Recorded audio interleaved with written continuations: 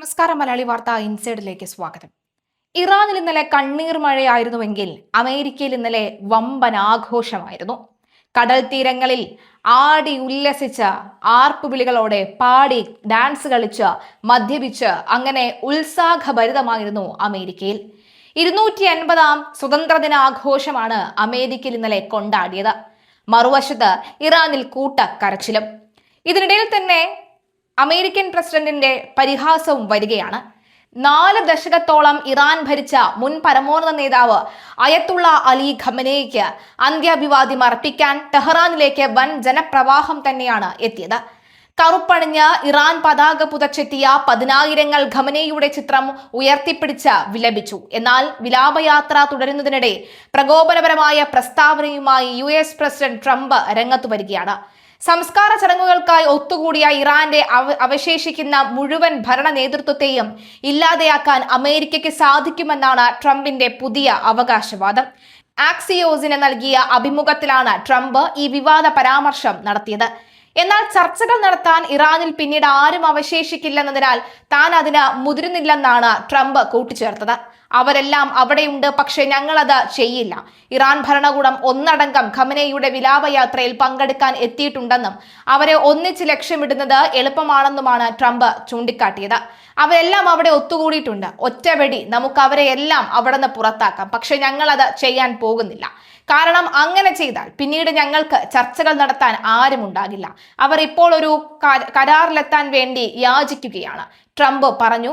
ഖമനേയിയുടെ സംസ്കാരവുമായി ബന്ധപ്പെട്ട ചടങ്ങുകൾ അവസാനിക്കുന്നതുവരെ ചർച്ചകളിൽ നിന്ന് ഒരാഴ്ചത്തെ അവധിയെടുക്കാൻ ഇരുപക്ഷവും തീരുമാനിച്ചിട്ടുണ്ടെന്നും ഈ കാലയളവിൽ പരസ്പരം ആക്രമണങ്ങൾ ഉണ്ടാകില്ല എന്നും US പ്രസിഡന്റ് വ്യക്തമാക്കി. വിലാപ സമുദ്രമായി ടെഹ്റാൻ. വെള്ളിയാഴ്ച ഇമാം ഖുമൈനി ഗ്രാൻഡ് മുസല്ലയുടെ അകത്തളത്തിൽ ഇന്ത്യയടക്കം വിവിധ ലോകരാജ്യങ്ങളുടെ പ്രതിനിധികളും രാഷ്ട്ര നേതാക്കന്മാരും ഖമനേയിക്ക് ആദരം അർപ്പിച്ചു. ജനങ്ങൾക്കായി ഇന്നലെയാണ് ദർശനം ആരംഭിച്ചത്. ഇതിനായി ഖമനേയിയുടെ 4 കുടുംബാംഗങ്ങളുടെയും ഭൗതിക ശരീരം അടങ്ങിയ ഈ സ്ഫടിക പേടകങ്ങൾ പള്ളിക്ക് പുറത്തെ തുറന്ന വേദിയിലേക്ക് മാറ്റി. രക്തസാക്ഷികൾക്കായി ഷിയ ആചാരപ്രകാരമുള്ള വിലാപങ്ങളോടെയാണ് നട്ടുച്ച വേലിലും സ്ത്രീകളടക്കം ജനക്കൂട്ടം ടെഹ്റാനിലെ വലിയ പള്ളിയുടെ വിശാലമായ വളപ്പിലെത്തിയത്. ഈ പള്ളിമുറ്റത്താണ് വർഷം തോറും ഖമനേയിയുടെ മുഹറം പ്രഭാഷണം നടത്തിയിരുന്നത്.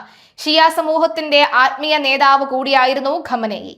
ഫെബ്രുവരി 28-ന് ഇസ്രയേൽ ആക്രമണത്തിൽ കൊല്ലപ്പെട്ട ഖമനേയിയുടെ 14 മാസം പ്രായമുള്ള പേരക്കുട്ടി സഹറ അടക്കം 4 കുടുംബാംഗങ്ങളും മൃതദേഹങ്ങളും പൊതുദർശനത്തിന് വെച്ചിട്ടുണ്ട്. യുദ്ധകാലത്തെ സുരക്ഷാ പ്രശ്നങ്ങൾ കാരണമാണ് ഖബറടക്കം നീണ്ടുപോയത്. ഇന്ന് വൈകിട്ട് വരെ ടെഹ്റാനിലെ പൊതുദർശനം തുടർന്നു.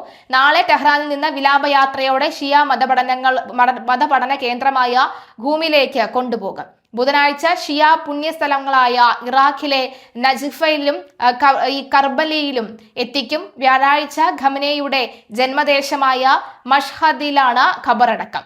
ഇറാനിൽ നേതാക്കളെ പരിഹസിച്ച ട്രംപ് ദശലക്ഷക്കണക്കിന് ഇറാനികളാണ് അന്തരിച്ച നേതാവിന് ആദരാഞ്ജലികൾ അർപ്പിക്കാൻ തെരുവുകളിൽ തടിച്ചുകൂടിയത്. ശനിയാഴ്ച നടന്ന വിടവാങ്ങൽ ചടങ്ങുകൾക്കിടയിൽ Iranian parliament speaker Mohammad Baqer ഗാലിബാഫും വിദേശകാര്യമന്ത്രി അബ്ബാസ് അരഗജിയും വികാരധീരനായി കരയുന്ന ദൃശ്യങ്ങൾ പുറത്തു വന്നിരുന്നു.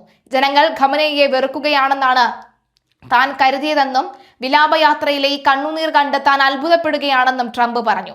കൂടാതെ സംസ്കാര ചടങ്ങുകൾക്കായി US ഇറാൻ ഒരാഴ്ചത്തെ അവധി നൽകിയിരിക്കുകയാണെന്നും ട്രംപ് അവകാശപ്പെട്ടു.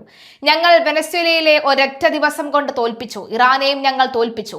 അവർ ഇപ്പോൾ ഒത്തുതീർപ്പിന് ആഗ്രഹിക്കുന്നു. ഞങ്ങൾ നല്ലവരായതുകൊണ്ടാണ് സംസ്കാര ചടങ്ങുകൾക്കായി അവർക്ക് ഒരാഴ്ചത്തെ സമയം അനുവദിച്ചതെന്നും ട്രംപ് കൂട്ടിച്ചേർത്തു. മുസ്തഫ ഖമനേയി പങ്കെടുക്കില്ല.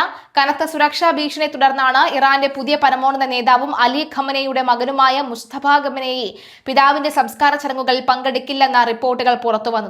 ഇന്ത്യയിലെ ഇറാന്റെ ഔദ്യോഗിക പ്രതിനിധിയെ ഉദ്ധരിച്ച വാർത്താ ഏജൻസിയായ ANI ആണ് ഇക്കാര്യം പറഞ്ഞത്.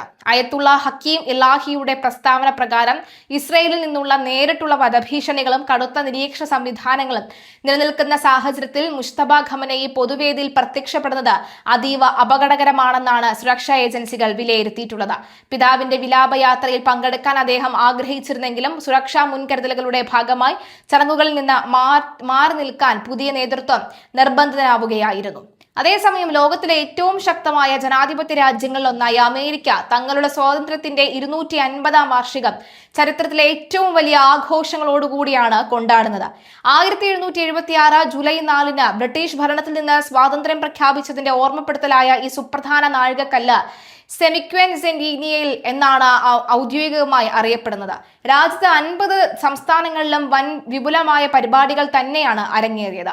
ഈ ചരിത്ര മുഹൂർത്തത്തിന് സാക്ഷിയാകാൻ വാഷിംഗ്ടൺ DC-യിലെ നാഷണൽ മാളിൽ 40 മിനിറ്റ് നീണ്ടു നിൽക്കുന്ന വെടിക്കെട്ടാണ് ഒരുങ്ങിയത്. ഏകദേശം 7,60,000-ത്തിലധികം പേരാണ് ചടങ്ങ് വീക്ഷിക്കാനായി എത്തിയത്. ഇതിനോടൊപ്പം തന്നെ മിലിറ്ററി ബാൻഡുകളും അകമ്പടിയോടുകൂടിയാണ് ലൈവ് മ്യൂസിക് സംഘടിപ്പിച്ചത്.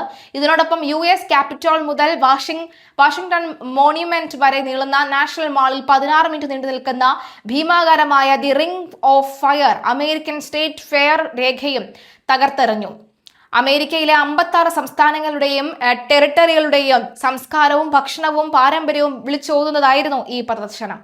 സാധാരണയായി ന്യൂയോർക്ക് നഗരത്തിൽ മാത്രം നടക്കാറുള്ള മേസീസ് പരേഡിന് സമാനമായി ന്യൂയോർക്കിലെ ഈ ബ്രോഡ്വേയിലായിരുന്നു ചരിത്രത്തിൽ ആദ്യമായി ഒരു കോണ്ടിനെന്റൽ പരേഡ് അമേരിക്കൻ ഡയമണ്ട് എന്ന പേരിൽ അരങ്ങേറിയത്. അമേരിക്കയിലെ 8 വ്യത്യസ്ത ഗ്രാമീണ മേഖലകളെ അടയാളപ്പെടുത്തുന്നതിനായി അമേരിക്കൻ നാടോടി സംഗീതത്തിന്റെ അകമ്പടിയോടുകൂടിയായിരുന്നു പരേഡ്. ഇതിനു പുറമെ മറ്റൊരു കായിക ചരിത്രവും പിറന്നു. ഫിലാഡൽഫിയ സിറ്റി കൗൺസിലിന്റെ മുമ്പിൽ ലോകത്തിലെ ഏറ്റവും വലിയ ആംഫി തിയേറ്റർ നിർമ്മിച്ച ചരിത്രത്തിൽ ആദ്യമായി ഒരു പ്രൊഫഷണൽ ബോക്സിംഗ് മത്സരവും സംഘടിപ്പിച്ചു. ആയിരക്കണക്കിന് ആരാധകർ പങ്കെടുത്ത UFC 250 മത്സരത്തിൽ ജസ്റ്റിൻ കേപ്ജെ ഇലിയ കോപുരിയെ പരാജയപ്പെടുത്തി ലട്രിംഗ് കിരീടം സ്വന്തമാക്കി. ഭാവി തലമുറയ്ക്കായി ഒരു അത്ഭുതം കാത്തുവെച്ചുകൊണ്ടാണ് സ്വാതന്ത്ര്യത്തിന്റെ ജന്മനാടായ ഫിലാഡൽഫിയയിലെ ഇൻഡിപെൻഡൻസ് മാളിൽ ഒരു നാഷണൽ ടൈം ക്യാപ്സ്യൂൾ മണ്ണിൽ നിക്ഷേപിച്ചത്. അമേരിക്കയുടെ 500ാമത് ജന്മദിനമായ 2276 ജൂലൈ 4 മാത്രമേ ഇതിനി പുറത്തെടുത്ത് തുറക്കുകയുള്ളൂ. ഇതിനിടെ ടെക്സാസിലെ നോർത്ത് റിച്ചാലാൻഡ് ഹിൽസിൽ 2500 ഡ്രോണുകൾ ഉപയോഗിച്ച് നടത്തിയ ആകാശ വിസ്മയത്തിൽ അമേരിക്കയുടെ ആദ്യ പ്രസിഡന്റ് ജോർജ് വാഷിംഗ്ടൺ ദേശീയ പക്ഷിയായ ബാൽഡ് ഈഗിൾ റോക്കറ്റ് എന്നിവയുടെ കൂറ്റൻ ചിത്രങ്ങൾ ഡിജിറ്റലായി പുനഃസൃഷ്ടിച്ചത് ജനങ്ങളെ വിസ്മയിപ്പിച്ചിരുന്നു. എന്തായാലും ഒരിടത്ത് കരച്ചിലാണെങ്കിൽ മറുഭാഗത്ത് ചിരിയും വിസ്മയവും ചരിത്രപരമായ നിമിഷങ്ങളും ഒക്കെ നടക്കുകയാണ്. എന്തായാലും ട്രംപ് സൂചിപ്പിച്ചതുപോലെ ഒറ്റ വിരൽ അമർത്തിയാൽ മതി എല്ലാത്തിനെയും തീർക്കാൻ ഞങ്ങൾക്കറിയാം, പക്ഷേ അവരുടെ ദുഃഖം അത് അങ്ങനെ തന്നെ അങ്ങ് പോകട്ടെ എന്നാണ് ട്രംപ് പറയുന്നത്. പക്ഷെ അപ്പോഴും ഒരു ഭീഷണി നിൽക്കുന്നു എന്ന കാര്യത്തിൽ യാതൊരു സംശയവുമില്ല.